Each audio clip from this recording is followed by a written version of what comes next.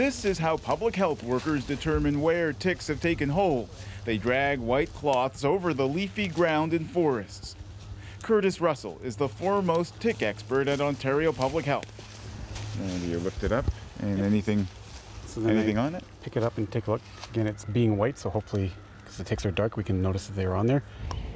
Russell is most concerned about this tiny crawler, the black-legged or deer tick. For Lyme disease, this is the only tick we're worried about in Ontario. Lyme disease is an often debilitating condition caused by a bacterial infection transmitted by black-legged ticks. Hotspots can be found in Nova Scotia, Quebec, Ontario, Manitoba, and BC. You find ticks in the fall, those are ticks from this. Russell says climate change and warmer, shorter winters have increased the numbers of established tick populations. So back in the 1970s, we only really knew about Long Point in Ontario, and now since then we have, pretty much the North Shores that we're seeing them spread across.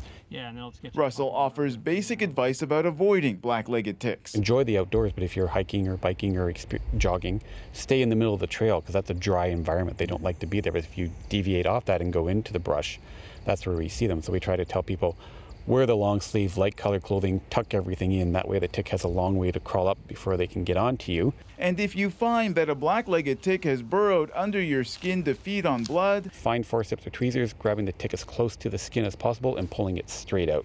That's the only recommended way. He says getting that tick off as soon as possible is crucial because typically infected black-legged ticks only start transmitting the Lyme disease bacteria after 24 hours. Ron Charles, CBC News, Toronto. Symptoms of Lyme disease begin 3 days to 1 month after a bite, but the sooner you get to the doctor, the better. If diagnosed early, the infection can be treated with antibiotics, but if left untreated, it can cause lasting damage.